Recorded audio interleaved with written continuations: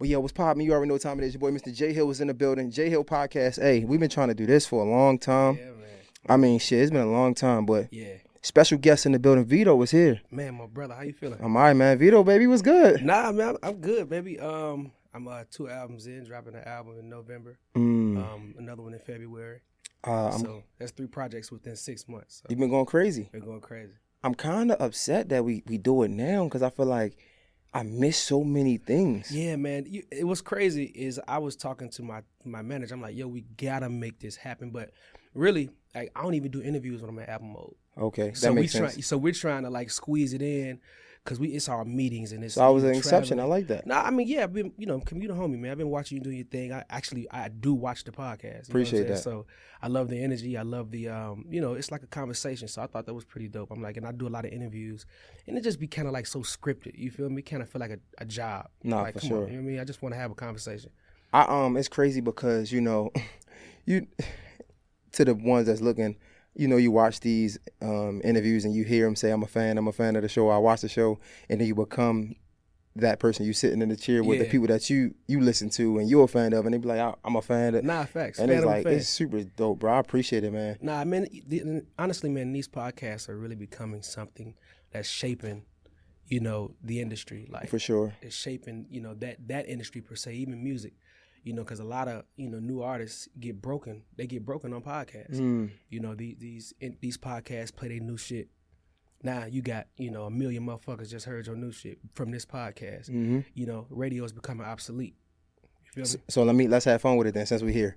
Would you choose radio or podcast? You got to be careful. Well, I mean, it just depends on what you're trying to get out of it, right? So the safe answer. So no, so I mean, it's like, hey, look. Radio gonna get you the shows booked. Radio gonna get you the pub. They're gonna get you the spins. You get paid for that. I feel like podcast is gonna up your online presence. Now you got people online checking for you versus booking shows and things like that. Which I feel like it has to be a balance in between too. Because honestly, think about it. I get in the car and I don't turn the radio on. I plug my phone up. You feel what I'm saying? So it's like that's why it doesn't really, boost your online presence like that.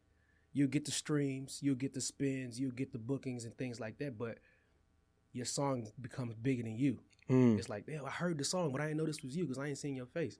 Podcast gives the artist the opportunity to be seen, you know what I'm saying, to put a face with the song. Damn, wait, bro, let's slow down, relax. You gotta relax, you gotta chill out. So the song becoming bigger than you, I feel like you got some experience with that, or do you? I do, yeah. You had the big single, shit. You got it? You got it, okay, Yeah. You got it. I don't want to fuck it up. Nah, you got it, you good. Big single, you got it. It started to pop on TikTok at first, yeah.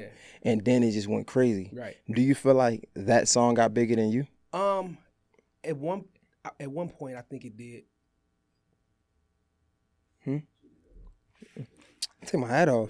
I got you. Okay, go ahead. So, honestly, I wouldn't even say that that's the song that got bigger than me. I actually had a song called 4 Walls, which actually went viral as well.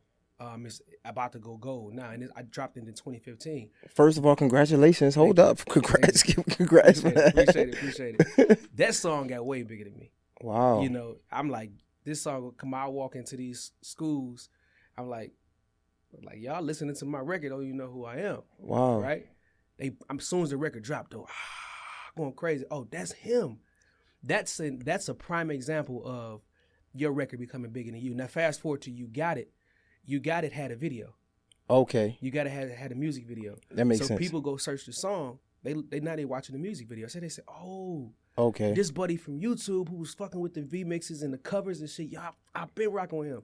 So now, fast forward, I go to these schools, it's like, oh, bitch, that's Vedo. Hey, okay. Hey, nigga, that's the boy, you know what I'm saying? Yeah. So, I wouldn't say that You Got It got bigger than me, but 4 Walls definitely did. I think I grew with You Got It. You Got It definitely, boosted my online presence, my monthly listeners on Spotify, monthly listeners on Apple Music, boosted everything. I'm almost at 1 million subscribers on YouTube. That's crazy. And I mean, honestly though, your V-Mix is touching on that, right? Yeah. They go crazy. Nah, facts. Like, Facts. I can't even hold you, man. V-Mix is shout out to everybody that's involved. and creating those V mixes. But man, let me tell you something. If you ever feel like you too good to do to take a record already and try to make it better or pay it homage, like you tripping. Nigga, that shit put so many eyes on my original music. Crazy. So tell me about. I did want to talk to you about. We good? What's wrong? Oh yeah. Just speak up, man. Just let us know, man. Appreciate you. Just let us know. Say that. But and that's why I like this space. It's like just say it. But say it. but speaking of the covers, right? Because that's essentially what they are. Facts. Did you always have success with the covers? Nah. I started my YouTube in 2010, right? I remember doing covers to records. And this is why I started to realize like music and real singers are really, really unappreciated. People who can really sing. Let's talk about and it. really blow. You feel me? Because nigga, I'm doing records. I think I'm doing Whitney Houston. Nigga, I'm doing Hall & Oates, Stevie Wonder. Nigga, I'm doing Sam songs you Cooke. ain't supposed to touch. You know what I'm saying? I'm doing Sam Cooke. I mean, it's getting what it's what it's getting. It's getting a little 300 views, a little in the beginning. Right? So I'm like, and these were all live, like straight in the studio. You hear the reverb in the room. This everything. It's like, yo, let me show these motherfuckers I can really sing. And I'm like, damn, I be this motherfucker going crazy.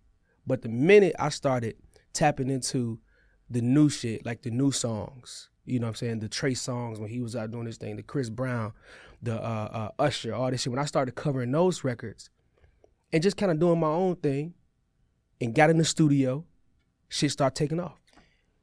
So it just started taking off. So with that, it's like I had to kind of say like, hey, you know what? Let me just make some shit that feel good. Because it ain't about, trust me, I don't give a fuck nobody talking about, oh, we got these real singers, boy. Don't nobody care.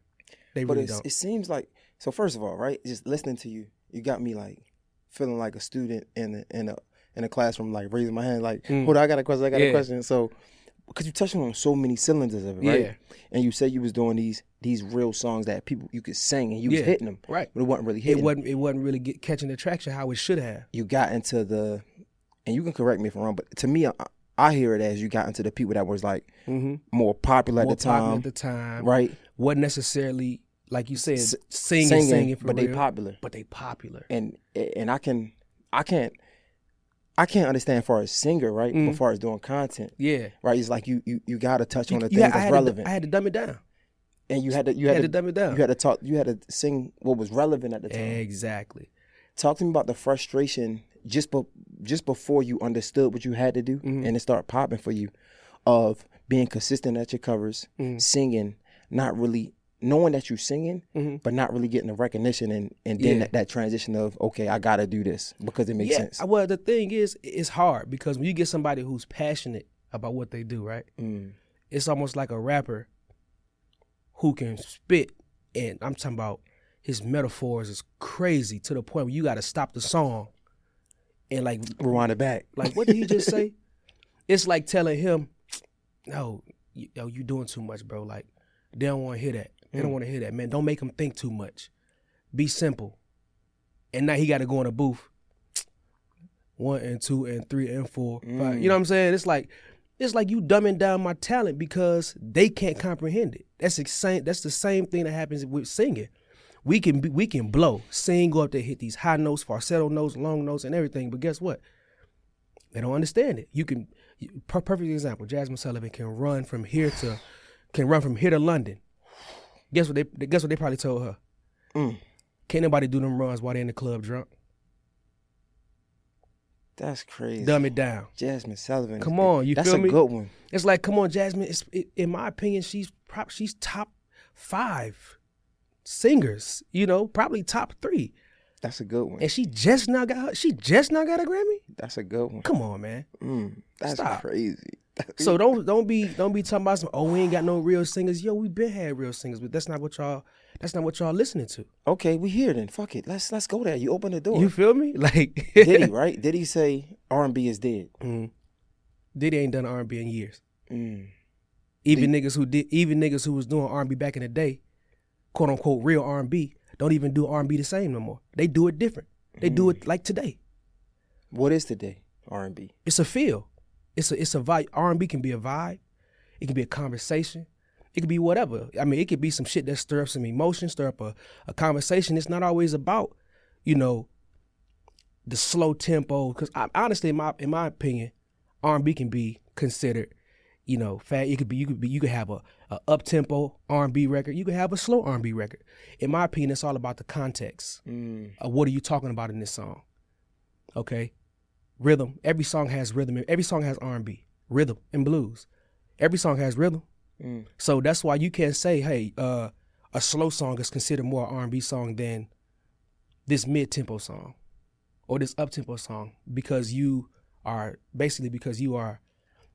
conditioned to think that R&B should always be slow. Right there. Damn, this is getting crazy, bro.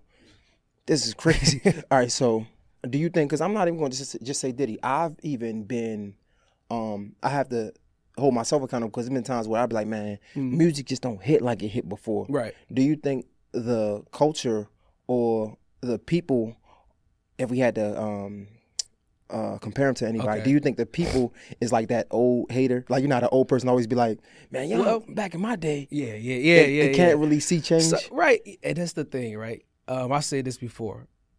You know, everything is different now. Rap is different. Pop music is different. Rock music is different.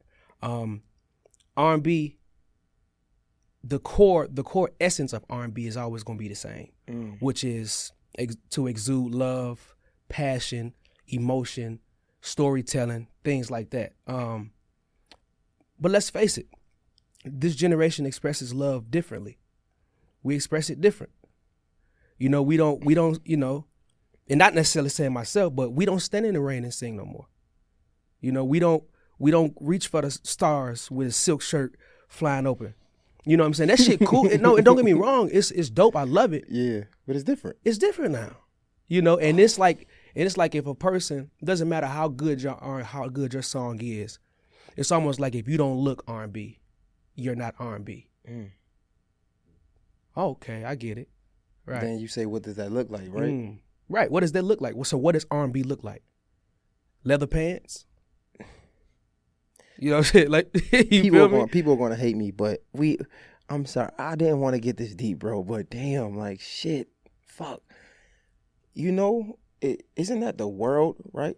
Even outside of R&B, like, you have a child, right? I have a child, and love as parents look different. The way we love our children. If our child come up to us and say they don't love who we think they should love, right? We embrace them differently. Right. At one point in time, they weren't getting that love. It was so much pushback. And even when you see things like shit, let's say it, Dwayne Wade, right? And his daughter, what's her name now? I think it's Zaya, I believe. Excuse me if I'm getting it wrong, but even how he embraced his daughter, saying, okay, if this is your truth, I'm okay with that. Right. It looks so different to the world, so he rejected it. Right. Same with R&B. Yeah, it's different.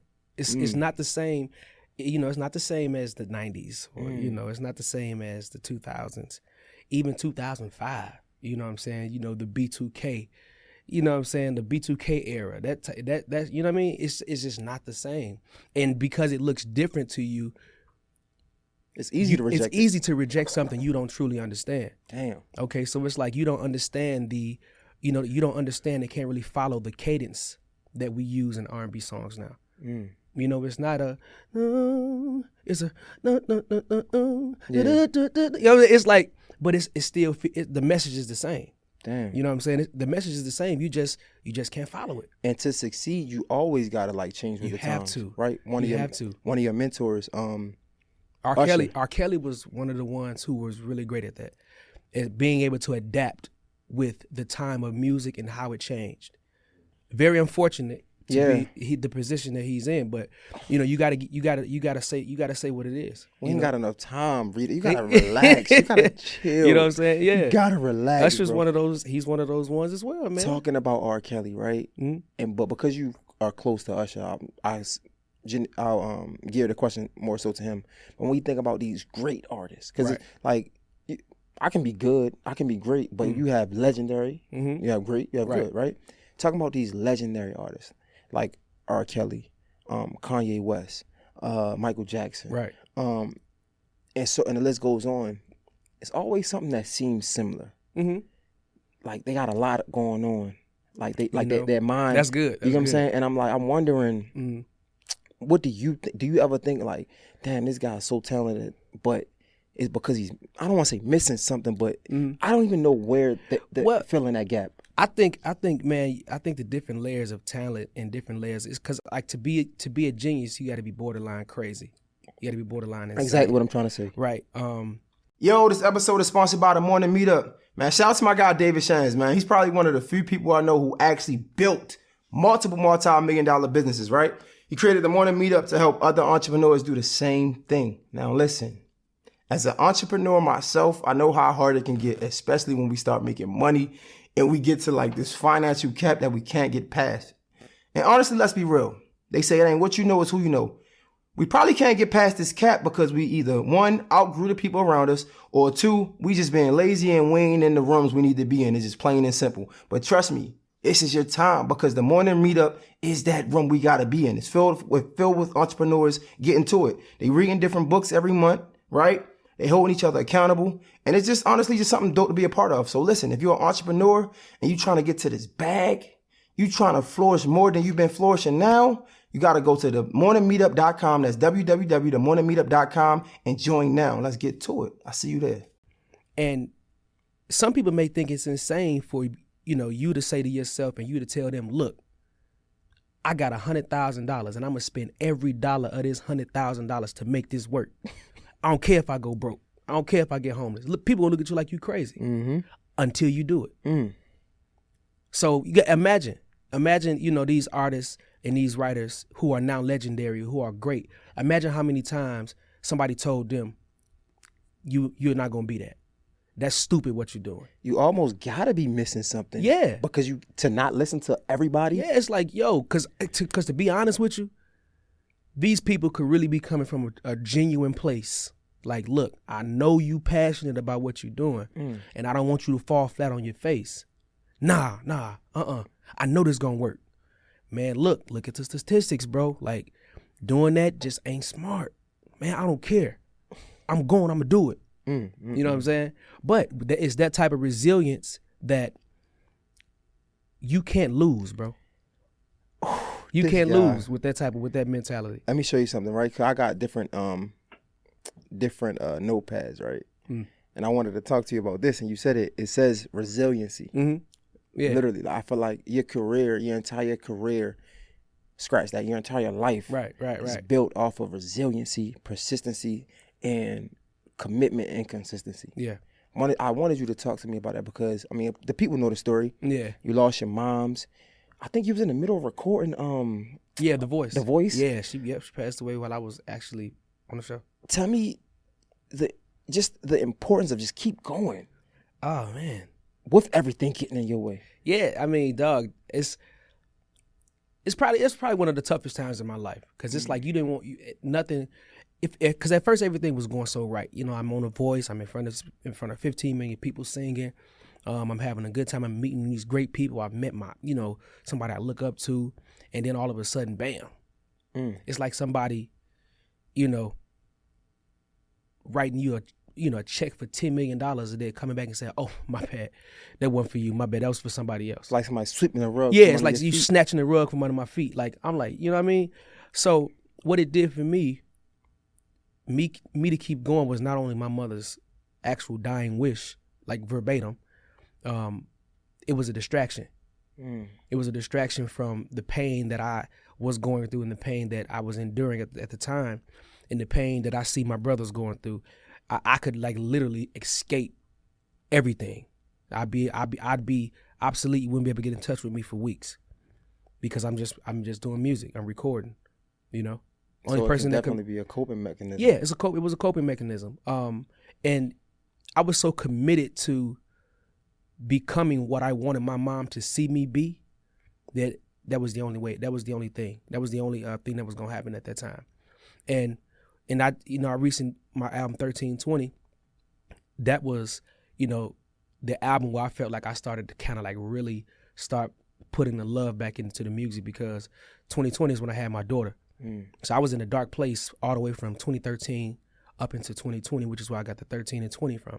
So having my daughter, it kind of gave me that newfound love, like that unconditional love. Like now I can love somebody unconditionally like my mom did me. And, you know, somewhat fill that void in my heart that has been missing for so long.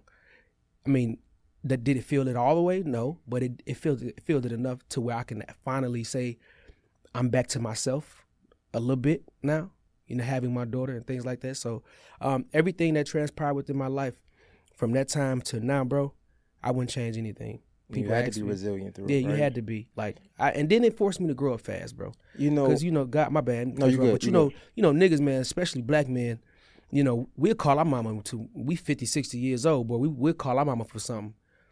You know, when you lose her, you ain't got that luxury no more. You know what I'm saying? It's like, hey, ma, let me hold this. I pay you back. You can't call your mama when she gone. So you got to grow up fast. You got to figure it out. Vedo, can I have a moment of honesty really real quick? You know how you always can find good in a bad situation, right? Absolutely.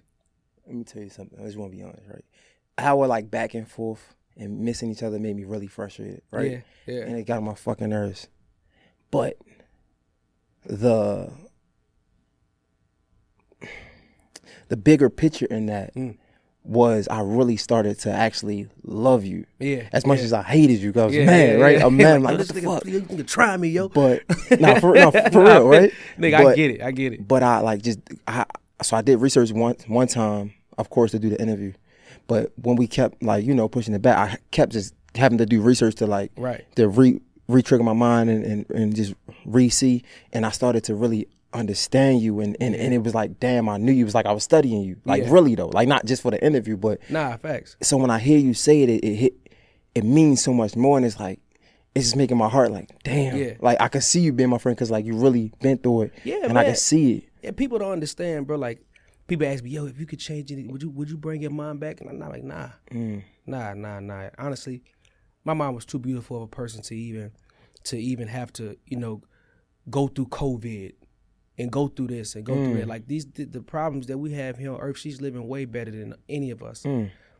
This guy. You know what I'm saying? Like, no, she's where she should be. You know, it made me who I am and made my brothers who they are. Absolutely not. wouldn't dare put her through the horrors of this world again. Your words are genuinely bringing me joy. Like it's really making, like, if we was outside with clap, like we on a football field, like it's genuinely like, yeah. Right, man. That's cut from my heart, man. I wanted to talk to you about, cause you was on The Voice. Yeah. Right? If you don't mind, we could talk, so I'm gonna take a drink too. I don't think men talk about this. Boy, godly. Boy, Jesus Christ. You were working on The Voice, so you were chasing your dream. Mm-hmm.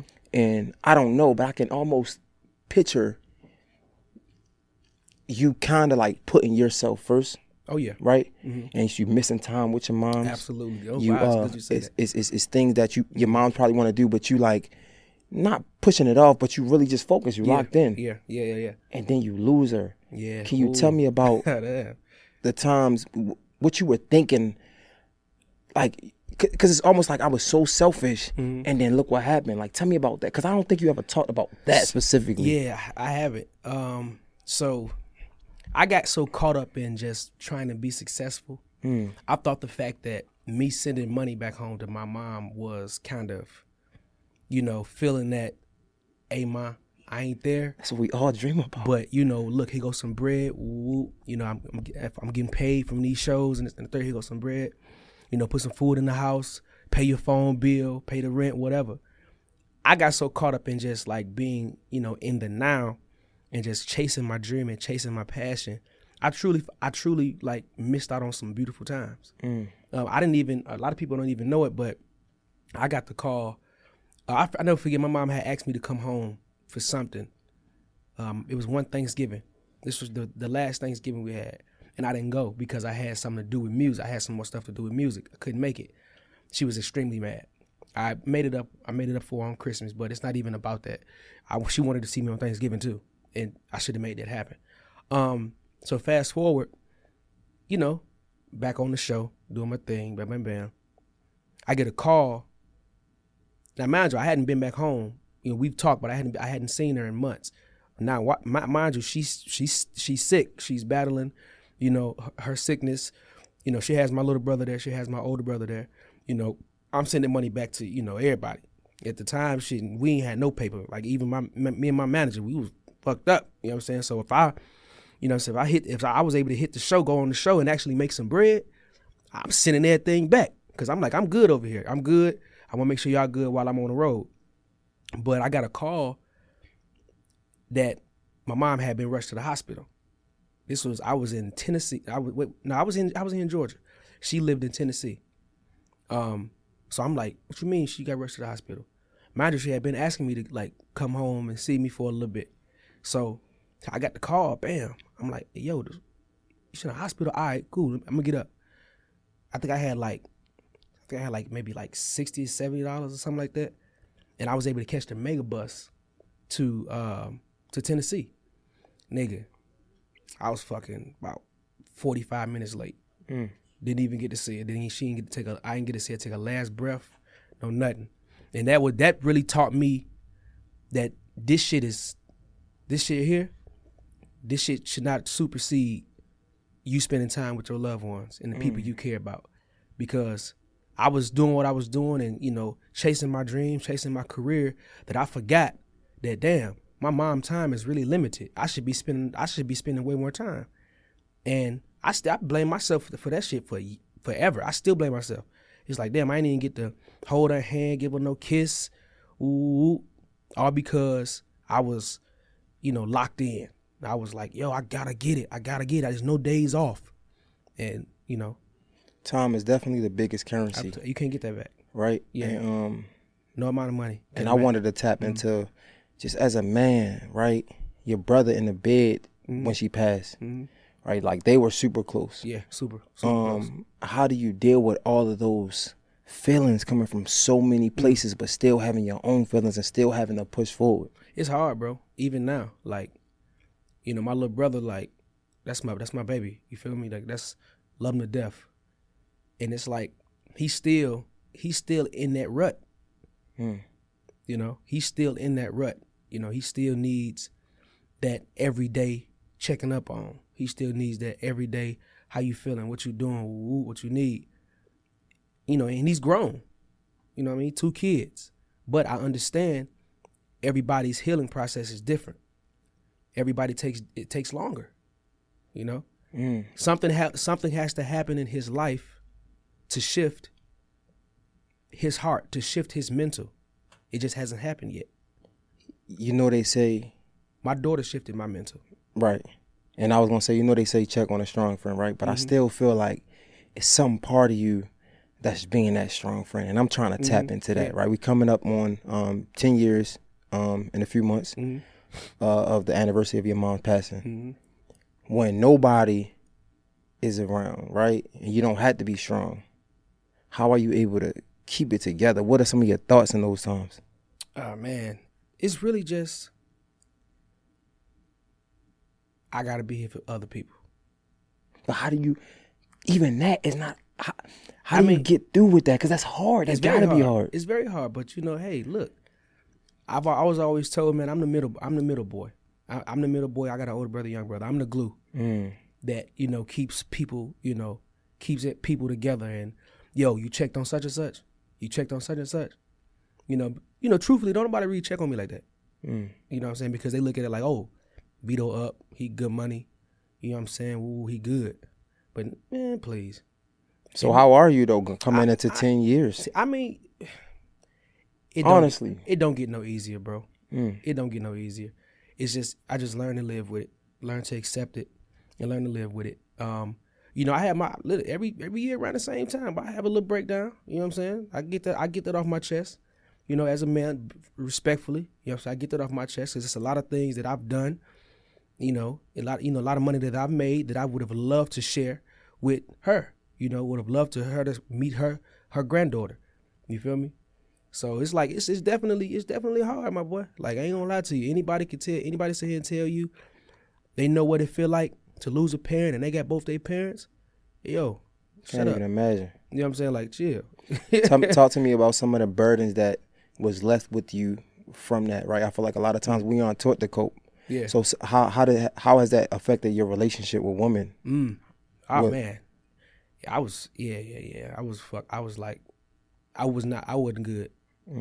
But it wasn't, you know, it was kind of like I just didn't want to love nobody as much as I loved, you know, my mom, and end up losing you, whether it be to another guy, or, you know, whatever.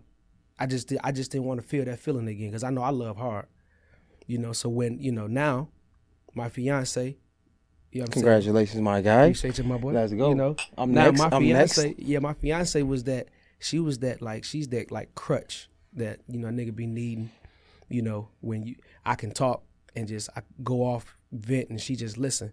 You know what I'm saying? I mean, it took a long time for me to actually say that about her. Like, bro, we was together damn near 10 years before a nigga said, "Hey, will you marry me?"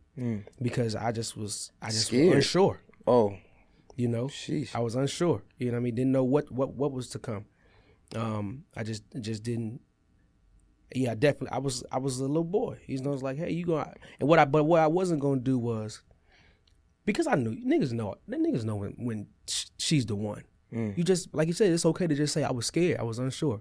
You know, granted, I still wanted to have a good time too. You know, but who am I to continue this pattern that I'm pretty sure she went through in her life? You know, because of what I went through in her life, in my life, that ain't got nothing to do with her. She has to suffer. She can't do what she want to do. She wants to feel, you know, secure. She wants to feel this way. You know, it's not always about saying, "Hey, yo, I got it. You good? What you need?" Nah, security comes in different forms. You know, and I think that once I realized that, it was kind of like, why not? Literally, just that simple. Why not? You know what I'm saying? How is I'm just trying to make the two correlate, right? How are you making that time for her now? Are you intentionally spending time? Are you doing it too much? Is it annoying? How is that? What, yo? I mean, listen, I'm a social nigga, bro. Like I like to get out. I like to be around. I like to meet people. That's how I really kind of get a lot of my inspiration for songs. So to answer your question, yeah, shit could get annoying sometimes, you know. But from you to her. Yeah, well, from her to me, from me to her. Okay. You know what I'm saying? Whatever case, she's like, well, let's do this, let's do that. I'm like, so you're not really overly affectionate still, I guess. I'm still not that way. No, I'm still not that way. And it's, you know, I always say, you gotta just teach me how to love you. You know, I mean, in all these years, obviously, I still don't know. But I feel like that's every man. I feel like that's a lot of men. You know, because people always say, "Hey, oh, you know, my love language is this." You don't know what your love language is going to be in 5 years. So why don't you teach me? Why don't you teach me and I teach you for the season? You know, because in 5 years you might not like traveling. Teach me how to love you in every season that we get together. Yeah, because it's different. Oh my God. You know, even with me, I need different love when I'm happy. I need different love when I'm sad. I need different love when I'm unsure. It's like, it's never gonna be the same. Oh my! First of all, you know, there's no way we could do there's no way we can do this in the time we got. It's no way, bro. It's not even fair. Nah. Like, we ain't even talk about. I mean, we got Big You Up. You wrote for so many artists, the Ushers, the Chris Brown, come on. And we do part 2, baby. You know the vibes. Nah, we gonna make this work. Let's get it. This is crazy. Because it's before we even get there, so much about you, right? And I was gonna ask you, do you think that being the workhorse you are, right, and it is some correlation to it, because in my mind, it makes so much sense to, okay, you lose your mom, so you will automatically pick up where you were lacking, but you kind of was the same because that's who you are, right? We are who we are, right? And I was wondering, when we working, right, we always say it's for our family. Yeah. Is it really for our family? A piece of it is, you know. What piece is that? Stability. Because like you said, your mother wanted Tom. Yeah. I think for me, I would say when I say I'm working for my family, I'm working for my family to eliminate the problem that we all have the stress that we all have is poverty. Being able to live comfortably. Ain't saying you got to be super rich. Ain't saying, but I don't. Listen here. I've just past 5 years, 6 years, you know, I'm just starting to wake up and not worrying about how the rent gonna get paid. I'm not worrying about if we gonna eat today. That says a lot about the work ethic. People don't. You know understand. what I'm saying? We talking about 5, 6 years. We talking about 5 years ago. Already that's not that long ago. Exactly. So it's like that's when I say I'm working. I want you know, my lady and my family to have a peace of mind that when you wake up, you on go. Your mind is already running on how to become the next big thing. I don't need your focus to be thrown off because you don't know how the rent gonna get paid. You don't know, if your car note gonna get paid. You don't know if the daycare bill gonna get paid. Like, nah, that's what I'm working for. On the flip side, for me, that's just my happiness. That's my escape. That's my getaway. You know what I'm saying? Like, and my happiness is truly being a provider. And that's what I was gonna go into, right? You know, just as a man, it's so that we can have this conversation. Yeah. As men, we always be like, man, I'm working for my family, I'm working for you. That's what we tell our wives, our girl, fiance, right? And then I had to think one day, I'm like, how much of this is for me? How much of this is really selfish? Yeah. Right? Because honestly, I say it's 50-50. We could be good, right? Yeah. And come on, you could do a platinum right now. Right. And you could be good. Your family could be good. Y'all could escape poverty. Yeah. But are you going to stop? Nah. Exactly. So how much is it really for us versus our family? Because you never, I mean, I say it's 50-50. 50-50? Okay, that's not bad. It's like this. All right, 50% of you know, my mental is geared towards making sure y'all good. Okay? The other 50% is geared to me making sure that I'm good and that I feel good. And my legacy good and everything, legacy, like everything. You know what I'm saying? I eat good, y'all eat. You know what I'm saying? So it's like, hey, look, of course I want to go out and splurge and do this and buy that. Ooh, yes, that's what I want to do. But what I'm also going to do and what I have to do is take care of y'all. And honestly, me being able to do both makes me very happy. And so that's what I was going to say. Can we be honest? Yeah. Don't kill me for this. If my girl watches, don't kill me. I would say, you say 50-50, I'm going to say. Yeah. I'm going to say like 80-20. 80-20? And I say that because. 20 on what? On what end? Of the family side, 20, right? Okay. And I'm going to tell you why. Right. Well, you might get a trophy for that. Because like you said, me taking care of my family, I would be lying to say if that wasn't a pride or ego thing. Yeah. That's for me. Yeah. Me being it is an ego thing. I'm going to be real. Me being able to say, like, my success, you enjoy the fruits of that. You enjoy the fruits of my labor. So it's like my success is going to equal to our success. So right. So my thing, what I would do, it's a pride thing. You know, it definitely feeds your ego. But what I would say, you know, I would never say, you know, to my shorty, I'd be like, hey, yo, if it wasn't for me, oh nah. Yeah. So I wouldn't say that. Nah, hell no. I would say something like this. How much the mortgage is? Come on, let's go. How much your car note is? How much? It gotta get paid. It gotta get paid. You don't know, baby. You don't know. I don't want you to know. You don't have to know. And that's basically me saying, baby, look. You want her to be happy. Come on, baby. Listen, hold on. Let's calm down. I got a lot on my plate. You know, we can do that, but let me handle this first. All right. Oh, you don't ever want to look. You know why?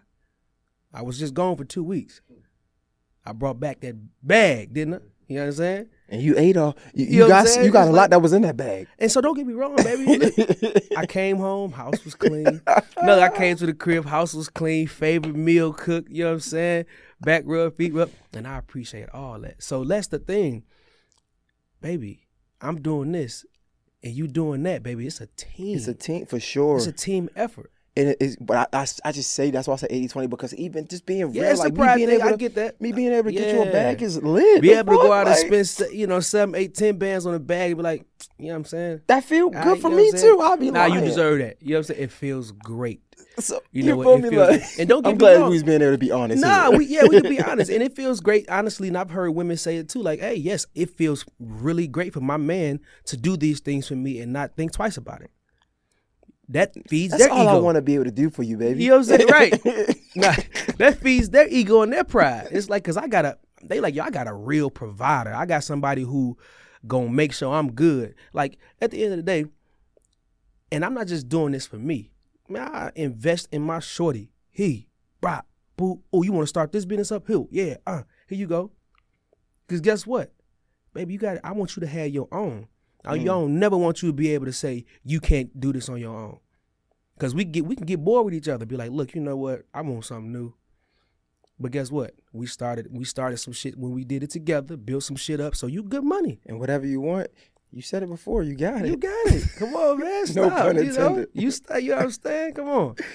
Yo, oh man, yo, we didn't even get into the music shit yet. Like, I want to talk. What's the song you did for Chris Brown?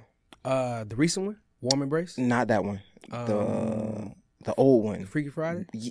I didn't understand. Yeah. I hear you. I hear Freaky Friday.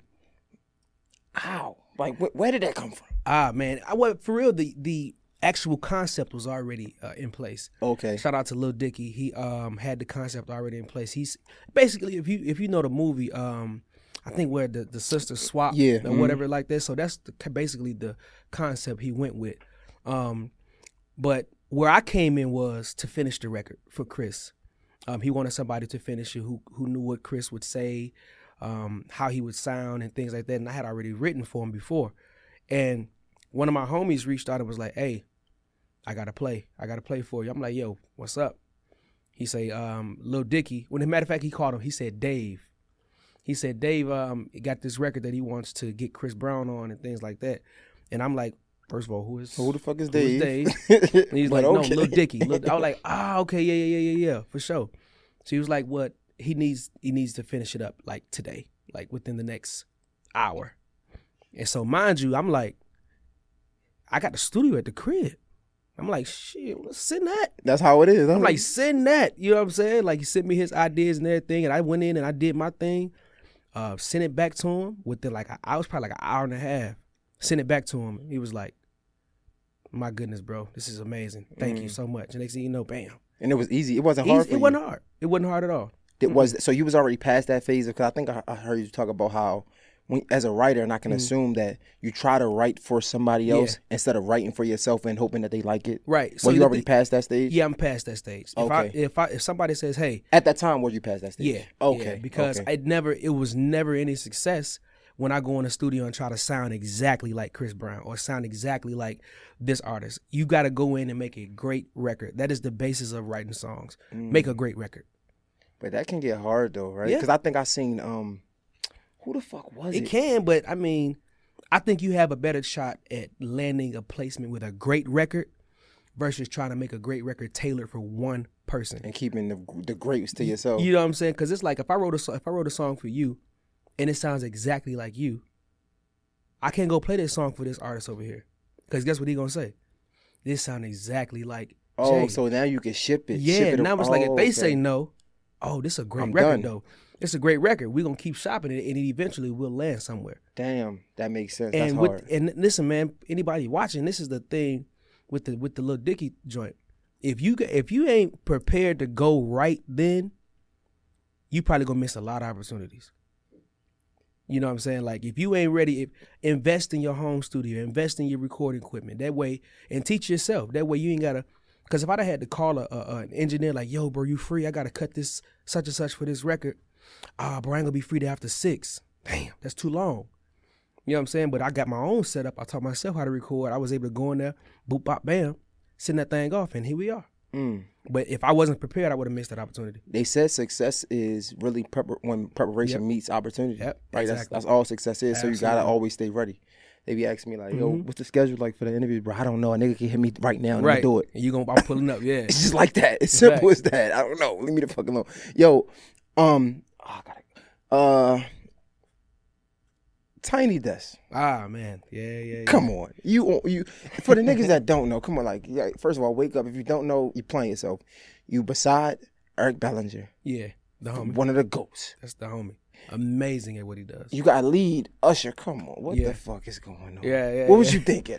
Hey man, I just didn't want to fuck up. I can imagine that. I mean, for me, it was kind of like show. It was like another one of those things. You were given a spotlight. How you gonna make this spotlight bigger than what it is? Okay. When he said, "Go ahead, Vedo." What did you thinking in that moment? I was like, "Hey, you bet not, nigga. You better go. They watching you, nigga." So it's like, man, and the window was so small too. It was probably like less than 10 seconds. Don't miss that window of opportunity. Don't miss that window, man. Don't miss that window of opportunity. But it's like we up there with I'm with Eric Bellinger, amazing. Usher, amazing. The band, amazing. It's like when you're surrounded by that much like talent and just greatness, bro, like it's impossible for you not to do good. Like if you don't do good, bro, you gotta kind of like go back to you gotta like go perform at some open mic nights and get rid of them butterflies. Can we have a moment of silence for that really quick?